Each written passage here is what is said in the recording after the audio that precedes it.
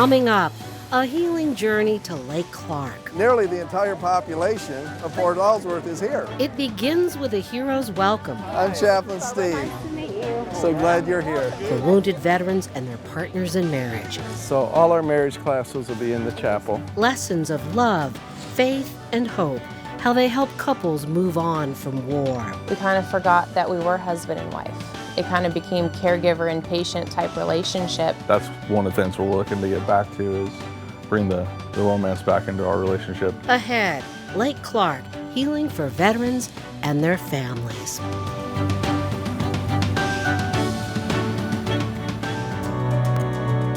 Alaska, where there are old triumphs, but also new frontiers, with challenges as great as the state itself, but a belief that the best is yet to come, bringing you the faces, the places, and the spirit of the last frontier.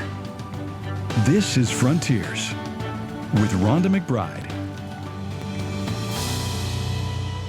Welcome to Frontiers. Most programs for wounded veterans are usually for the soldier only, not the family. That's why a group called Samaritan's Purse started a marriage retreat for military couples right here in Alaska. Every week during the summer, couples from all over the country are flown to Port Alsworth, a small community on the shores of Lake Clark, where each group arrives to a hero's welcome. Nearly the entire population of Port Alsworth is here. The crowd waits for 10 couples to arrive, wounded veterans and their loved ones. We don't really see it as our program, we see it as God's program. A program run by Samaritan's Purse, a Christian group that works to relieve suffering around the world. The couples on this plane are here for a week-long spiritual retreat to heal trauma from the war. Welcome. From the end of May to mid-September, this happens every week. And there's always a big crowd. You got a greeting line waiting for you here. The big welcome catches the new arrivals by surprise because they never officially got thanked for their service to the country, like those who got to go home. Veterans like John Schumacher were rushed to the hospital for amputations and other devastating injuries. This boardwalk just takes you through the whole camp. In 2011, Jonathan Schumacher lost his legs and part of an arm in Afghanistan. It's nice for your chair to be able to have this to go on. The combat, though, never really ended. And the battle to heal Jonathan's body took its toll on his marriage. I was on my second deployment to Afghanistan when I stepped on an IED. I was 8 months pregnant with our second child. That child was born in the same military hospital where John was taken, 2 floors up. Since then, John has had about 100 surgeries. We've come out of a lot of dark times. We kind of forgot that we were husband and wife. It kind of became caregiver and patient type relationship. That's one of the things we're looking to get back to, is bring the romance back into our relationship.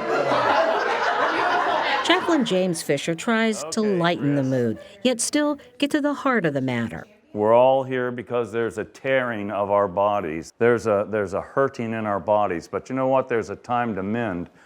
There's a time to be silent, a time to speak. Your time of war and hate is over. As a Navy chaplain for more than 30 years, James Fisher has ministered to the wounded on many a battleground.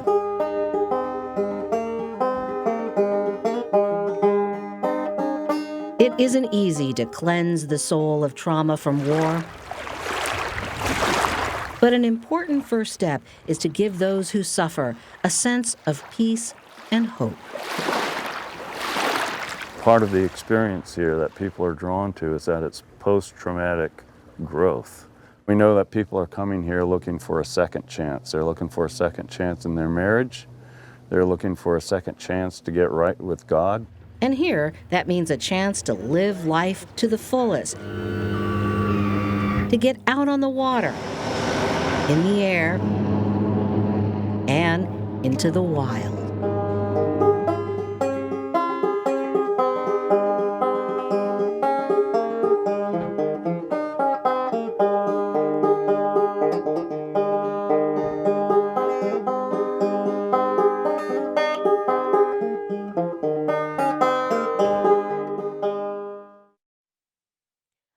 next, Operation Heal Our Patriots takes the plunge. How to enjoy life again, an important part of recovery from the trauma of war.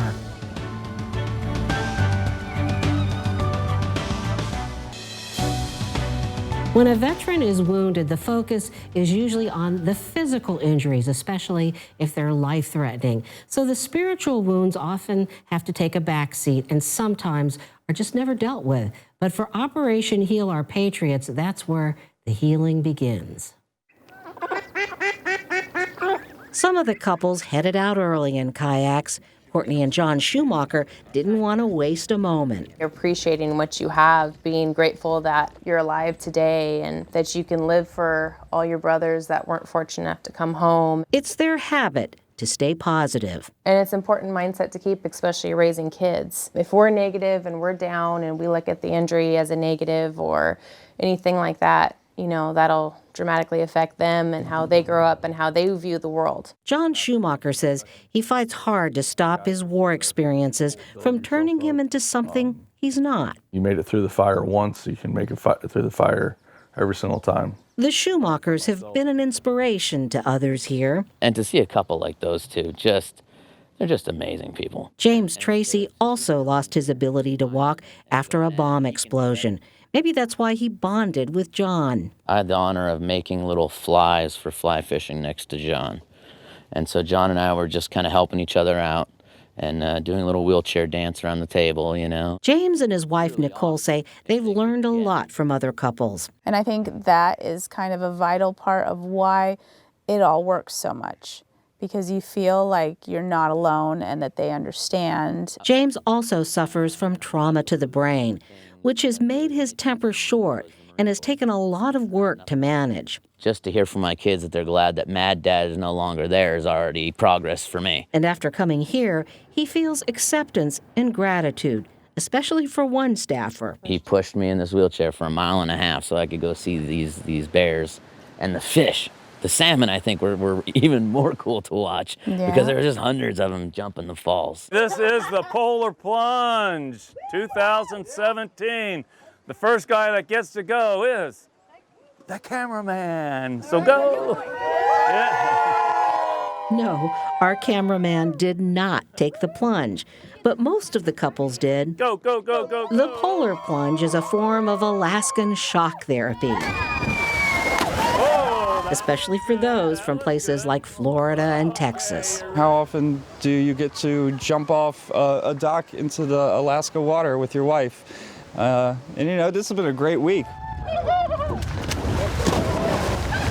It just brought some life to me. I don't know, it's so hard to explain. Until now, many here had lost the ability to take pleasure in life, which nearly destroyed Stephanie and Chris Moore's marriage. I was honestly afraid to be alone with him and just to even have a conversation with him. Stephanie was deployed twice as a medic until she was injured when a bomb exploded at a roadside checkpoint. And while her husband Chris tried hard to comfort her, she always turned him away. Just touch, holding hands, cuddling was hard for her. And that's a big deal to me. That's, you know, I'm a big guy, but I'm a cuddly little baby. And they shut her down. Even worse, her own children triggered memories about kids in the war zone used to plant bombs. She didn't see our kids as kids. She saw them as threats. So that was hard. There's something called moral injury or soul injury. Chaplain Fisher says that sometimes does the most damage of all. Whether it's a tragic event where there's collateral damage of women and children, we know deep down in our heart, deep down in our soul, deep down in our spiritual DNA, this is not right. Chaplain Fisher says spiritual wounds can only be healed with spirituality. That's why this retreat incorporates so many rituals. What ritual does is that it kind of orders our lives and it kind of establishes our boundaries and it kind of gives us a framework to express what's inside, bring what's inside out. One of the rituals, to write down your sorrows and regrets and toss them into the fire. And I am also going to leave the old me here and move forward with the new and happy me. For the first time in a long time, Stephanie and Chris Moore have been able to hold each other close. There it goes. Mine's gone quick. And now that they can reach out to each other, they can also reach out to others. Can you pray for us? Yes. We threw our trash in the fire. We're moving on. Dear Heavenly Father, I just lift up this precious couple to you. I just ask that you be within their marriage, strengthen it, give them love and endurance. The Moores say the days here have been too short, but already it's eased a burden they've carried for far too many years. I'm so glad you guys are here. Can I get you guys anything from the bunker? Would you like some water or something? I'm good to go. Okay. Well, up next, after the retreat is over, what happens then? Lori and Jim Fisher join us now to talk about how the journey that begins at Lake Clark doesn't stop there. Also ahead, we turn back the clock 75 years to World War II. Although it's known as the Forgotten War, what makes the Battle of Attu unforgettable?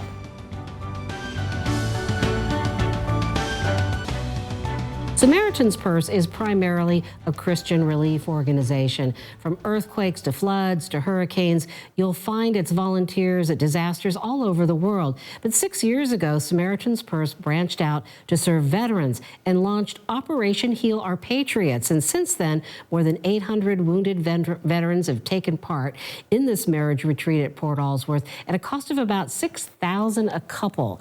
Well, that's quite an investment in helping people. Well, joining us now, Chaplain James Fisher and his wife, Lori, who spend their summers every year at Port Alsworth now, helping people through this journey of recovery. You know, one of the things that we should talk about, just to give people an idea, is how many couples actually go through this each summer? Well, each summer, we have 160 couples come through. That's 320 people total. We have 10 couples come a week for 16 weeks, so 160 couples.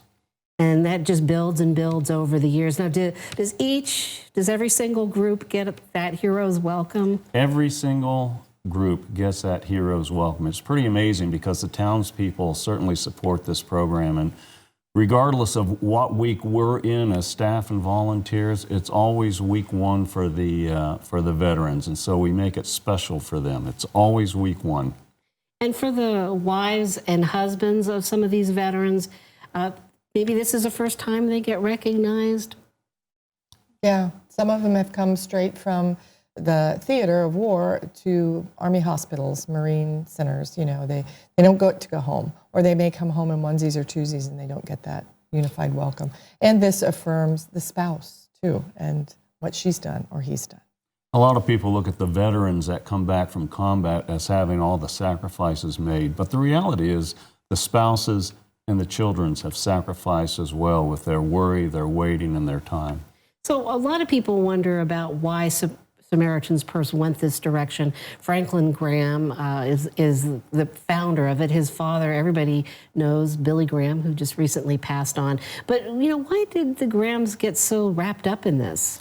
Well, the Grahams have a son who's an Army Ranger, and he was injured. And like any parent that gets the call in the middle of the night, there's shock, there's worry, there's fear. And at that point, they realized we need to start a ministry initiative for injured veterans as well. And it falls under the Samaritan's Purse mission statement. And so we started this program 7 years ago. You could do this program, though, in just about any part of the country. There are lots of pretty places. So why Alaska? Alaska has the mystique. There is no other state like Alaska. It's the last frontier. It's got the mystique. There's romance here. You've got the mountains here. It's a beautiful place. It's, in many regards, pristine and untouched by human hands. It's kind of like going back to the Garden of Eden. And so a lot of our veterans, when they hear they've been selected, they are thrilled to come to Alaska. Well, a lot of times therapists will tell you when you deal with past traumas that you've got to have a safe place. So is there something about the setting in Alaska that gives people that feeling that they can open up? One thing is the first step of coming to Alaska. They're stepping outside of their area of influence and relationship. They don't know anybody up here. They're never going to see probably a lot of the people in the town, or may never even see us. So it gives an isolated place to be honest and to be vulnerable. The Heroes Welcome initiates that, in that you've got most of the town out there saying, we love you, we're glad you're here, we thank you for your service. So that helps allay anxieties. And then they're here with other military, forming a very tight group, and they feel safe amongst themselves. We welcome them in as family. The staff is a very close, tight-knit group as a family. So it's like, we're welcoming you into our home as family in the midst of God's beautiful creation to heal. So what about your role as the wife of a chaplain? Are you just kind of hanging loose to watch things? No, the classes we teach, we co-teach. When we do couples counseling, we're both present in the counseling. Of course, if one wants to meet with just one-on-one of us, that's fine. And then I seek just to come up alongside and to encourage and to help knit them back together, to mentor, and to reflect, hopefully, what God would desire for them in their marriage and the healing. And each of the chaplains are combat chaplains, so we've been where they've been. The wives, the spouses have been where the wives and the spouses have been. So there's really a connection that makes them feel safe. And of course, it's their community of veterans there. So there's a real connection with people. For me, it was very moving to meet some of these veterans. But frankly, when I first met some of them, it's sort of like, what's wrong with you? Why are you here? The man that has had the amputation, you understand, but what is it about the invisible injuries of war that maybe we're not aware of? The invisible injuries of war basically are three kinds. You've got post-traumatic stress, you've got traumatic brain injury, and you've got moral injury. Traumatic brain injury actually is a physical injury within the brain. It's been rattled, everything's been changed. You don't necessarily see it, but it changes the emotions, it changes the perceptions, it changes the way one thinks and responds. Post-traumatic stress, of course, is largely emotional in nature. They've seen things, they've gone through things that has an impact on them. And moral injury is where people have kind of acted against the righteousness that they feel like their soul says, do the right thing, and they've negated that. And so all of these have had an impact on the individual. And when they come back to their families, when they come back to their spouses and their children, it has an impact on them as well. So everybody is connected and everybody is impacted by one person's injury. Lori, a lot of us don't even stop to think about how these injuries play out. But, what have some of the spouses told you about, some, like, for example, traumatic brain injury, what they have to deal with? Traumatic brain injury can be very difficult for a spouse, because your husband, let's take it from the wife's point of view, the husband may look just fine, like there's no injury. Other people may respond to him when they see him as, what's wrong with your husband? He looks fine. But your husband at home may not be able to follow a conversation. He may sleep an inordinate amount of time. He may not be able to follow step-by-step instructions. He may forget to turn the stove off when he's cooking dinner. You may not be able to leave him alone with your children. There's a lot of judgment and perception issues that are handicapped and hurt. And so you have the expectations, but yet you're almost having to mother them. So as Courtney said in the video, a lot of what we do is try to help these wives rediscover their role as wife and less as caregiver mother to their spouses. And oftentimes, too, when you hear of traumatic stress recovery workshops, you don't often hear about helping people with their spirituality, because that is a very individual sort of thing. But do you think that's a missing component of looking at the spiritual nature of the human being? Absolutely. From ancient times, people believed that humanity was composed of body, mind, and soul. And our institutions here work with the body, our institutions work with the mind, but the soul and the spirit sometimes gets a little contentious.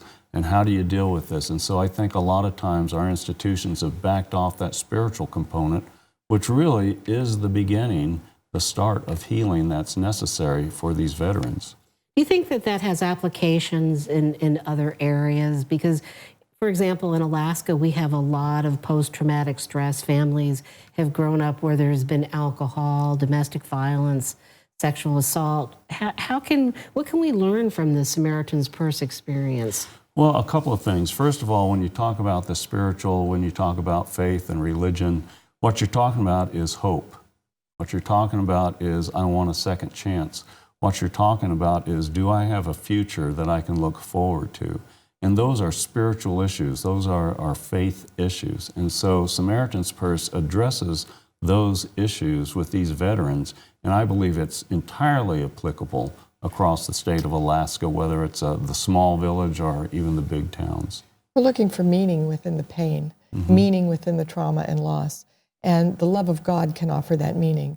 That regardless of these things that have happened to you, we may not understand them, but we do know there is a God in heaven that loves us.